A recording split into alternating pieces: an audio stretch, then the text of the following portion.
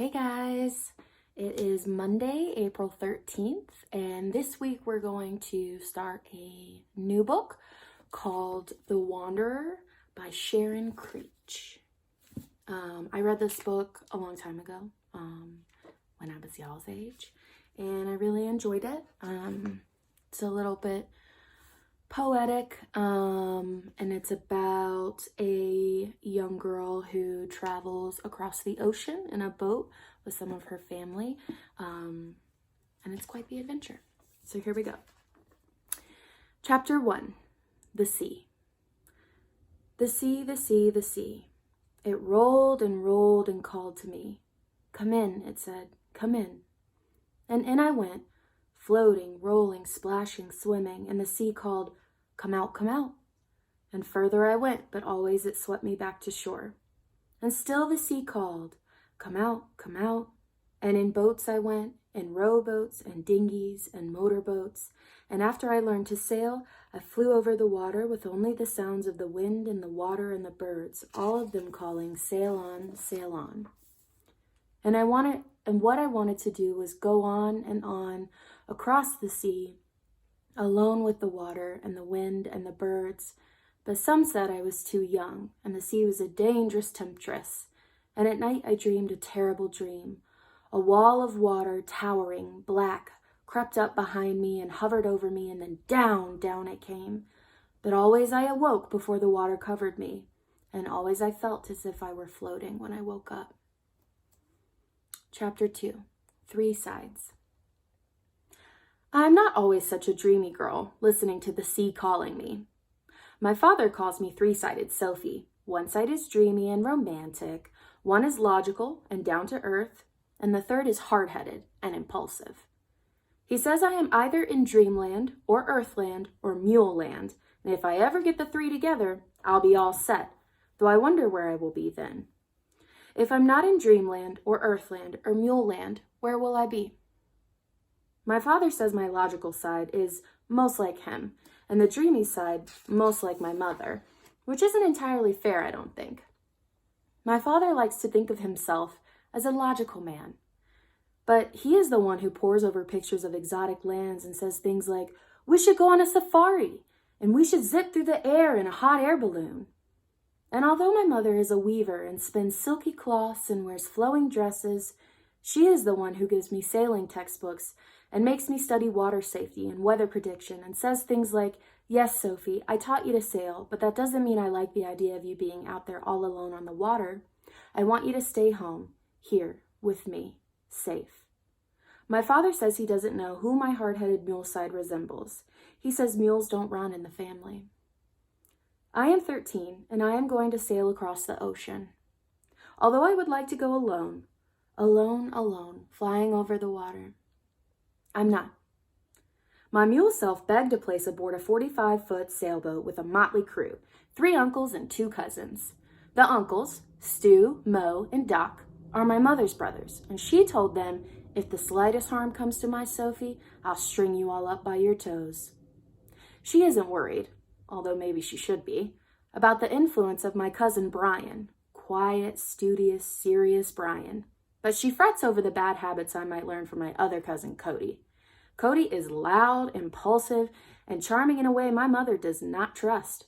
He's too charming, she says, in a dangerous sort of way. My mother isn't the only person who is not thrilled for me to take this trip.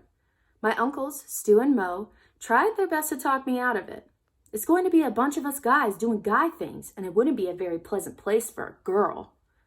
And wouldn't you rather stay home, Sophie, where you could have a shower every day? And it's a lot of hard work. And yakety yak they went. But I was determined to go, and my mule self kicked in, spouting a slew of sailing and weather terms, battering them over the head with all the things I'd learned in my sailing books and with some things I'd made up for good measure. Uncle Doc, the good uncle, I call him, because he's the one who doesn't see any harm in my coming, said, heck, she knows more about boats than Brian and Cody put together. And so they caved in. There are 2 other reasons my mother has not tied me to my bed and refused to let me go. The first is that Uncle Doc gave her an extensive list of the safety provisions aboard the boat, which include a satellite navigator, the global positioning system. The second reason, not a very logical one, but one that somehow comforts my mother, is that Bompy is on the other side of the ocean. We will end up in Bompy's arms, and she wishes she could join us just for that moment. Bompy is my grandfather, my mother's father, and also Uncle Doc, Stu, and Mo's father. And he lived with my parents for many years. He is like a third parent, and I love him because he is so like me. He is a man of three sides like me, and he knows what I am thinking without my having to say it. He is a sweet man with a honey tongue, and he is a teller of tales. At the age of 72, Bompy decided to go home. I thought he was already in his home, but what he meant by home was the place where he was born, and that place was the rolling green hills of England. My father was wrong about mules not running in the family. When Bompy decided to return to England, nothing was going to stop him. He made up his mind, and that was that, and off he went. Bye-bye, Bompy. Chapter 3, Slow Time. We are hoping to set sail the first week of June, right after school ends. These final weeks are limping by, plodding hour after plodding hour. In my head, though, I am hurling myself toward that final day, picturing every little detail of it. I told my parents that I would zip home on the last day of school, grab a backpack, snare a ride to the bus station, and meet my uncles and cousins in Connecticut, and off we would all go, sailing out into the sea. Not so fast, Sophie, my father said. When the time comes, your mother and I will drive you there. We're not dumping you on a bus by yourself. Alas, in the wee little town where we live, everyone is having adventures except me. We used to live on the coast of Virginia, curling up against the ocean, but last year my parents came up with their great plan to move us to the countryside because my mother was missing the Kentucky mountains in which she'd grown up.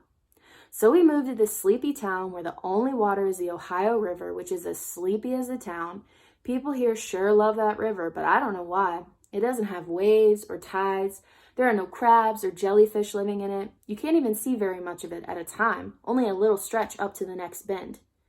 But for kids in my class, that river is like paradise, and they have had adventures on it and off it. They have fished in that river, swum in it, rafted down it. I want to do things like that, but I want to do them on the sea, out on the wide, wide ocean. When I told some of my friends that I was going to sail across the ocean, one said, "But it's nice here, with the river rolling along every single day." Another said, "But you just got here. We don't know anything about you, like where you lived before," and I didn't want to get into all that. I wanted to start from zero. That had been one good thing about moving here. It had been like starting over.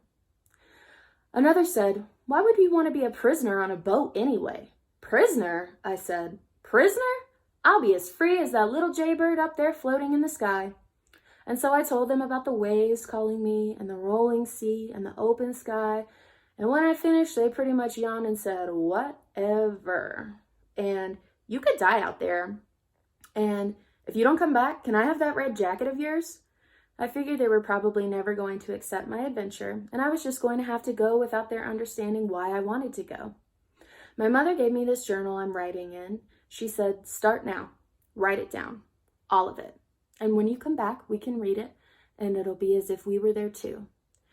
My teachers don't want to hear about it, though. "Sophie, put away that sailing book and get out your math book." "Sophie, school isn't over yet. Knuckle down to business. Get out that grammar homework." Yesterday, Uncle Doc phoned and said that we won't be setting out across the ocean as soon as I get there. There is work to be done first. A lot of work. I don't mind the thought of work because I like to mess around with boats, and I want to get out in the ocean so bad I can feel it and taste it and smell it. Chapter 4, The Big Baby. In the end, it was only my father who drove me to Connecticut. My mother said she could not guarantee that she'd behave like an adult. She was afraid she would dissolve into a blob of jelly and cling to me and not let me go. I kept telling her that this was just a little trip across the ocean, no big deal. We're not even sailing the boat back because Uncle Doc is leaving it with a friend in England. I think my mother imagines horrible things happening on that ocean, but she will not say so out loud. My own mind does not want to imagine horrible things. "Sometimes," my father said, "there are things you just have to do. I think this might be one of those things for Sophie." That surprised me.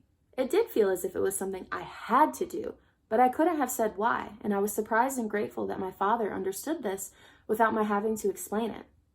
Okay, my mother said. "Go and you'd better come back home in one piece. For 2 long weeks, my uncles and cousins and I have been holed up together in Uncle Doc's small cottage. I am beginning to think we'll never live through this time on land, let alone the sea journey. We'll probably kill each other first. The boat is propped up on dry land and was a sorry sight the first day, I have to admit. It didn't look anywhere near ready to head out to sea, but it has a terrific name, the Wanderer. I can picture myself on the sailboat wandering out across the sea, wandering. The boat belongs to Uncle Doc, and he calls it his baby. It seems huge to me, enormous, far, far bigger than any boat I've ever been on. It's 45 feet long, and that's a pretty big baby. Navy and white, with 2 masts of equal size and nifty booms that wrap around the sails. Below deck, there's sleeping for 6, 4 in the forward section, 2 in the back, a galley with icebox, sink, and stove. A table, 2 of the beds double as bench seats for the table, a bathroom, a chart table, and navigation equipment and cubby holes and closets. Uncle Doc, who is a carpenter in his real life, walked us around the Wanderer the first day, pointing out things that needed fixing. "This baby needs a little attention," he said. "Rudder needs work, yep, and the keel too, yep, and the whole bilge needs redoing, yep, and those electrics gotta rewire, yep, and the whole thing needs sprucing up, yep. Yep. My cousin Brian was busy making a list of all these things on his clipboard. "Right then," Brian said, after we'd walked around and around the boat. "Here's the list. I figured we should also make a list of the equipment we'll need." His father, Uncle Stu, interrupted. "That's my boy, a real organizer." Uncle Stu's real name is Stuart, but everyone calls him Stu, because he worries and stews about every little teeny-weeny thing. He is tall and thin with a scrub of black hair on his head. Uncle Stu's son, Brian, looks like a younger photocopy of him. They both walk in a clumsy, jerky sort of way as if they are string puppets, and they both place a high value on being organized. While Brian was still making up his list, my other cousin Cody started fiddling with the rudder. "Not yet," Uncle Stu said. "We're not organized yet." Brian said, "We'll get all our lists together and then divide up the jobs." "That's my boy," Uncle Stu said. "A real take charge sort of guy." Yep. It's hot. 95 degrees most days, and everyone has his own idea about how things should be fixed. Uncle Mo spends a lot of time leaning back in a deck chair, watching the rest of us and barking orders. "Not that way. Start on the other side." And, "You knuckle-headed doofus, is that any way to use a brush?" Mostly this is aimed at his son, Cody, who has selective deafness. Cody can hear the rest of us just fine, but he can't ever seem to hear his father. Uncle Mo's a bit on the chubby side, and he likes lounging around with his shirt off getting a tan. His son, Cody, the one my mother thinks is charming in a dangerous sort of way, however, is fit and muscular, always humming or singing and smiling that wide, white smile of his. Girls who stroll through the boatyard on their way to public beach stop and watch him, hoping to catch his attention. And Uncle Doc is easygoing and calm. Nothing seems to faze him, not all the work that needs doing or the mishaps that occur, like when Brian knocked over a can of varnish, or when Cody gouged the deck, or when Uncle Stu tangled the lines. Uncle Doc shrugs and says, "We'll just fix it, yep."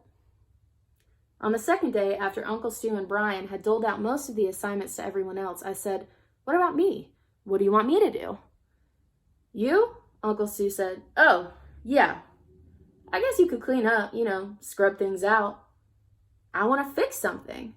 Uncle Stu laughed a fake laugh. "Huh. What do you think you could fix, Sophie?" "I'd like to do that bilge." "Oh," he said, smiling all around at everyone else as if they were sharing a private joke. "Now how exactly might you do that?" And so I told him how it could be redesigned and what sort of equipment I might need, and the more I talked, the more Uncle Stu's smile faded and the wider grew the grin on Uncle Doc's face. "See," Uncle Doc said, "she knows something about boats. Let her tackle the bilge." Brian, with his clipboard in hand, jerked his puppet arm and said, "Who's going to do the cleaning then? I don't have anyone down for cleaning." "We'll all clean," Uncle Doc said. "Not me," Uncle Mo said. "I'm a lousy cleaner. Ask anybody."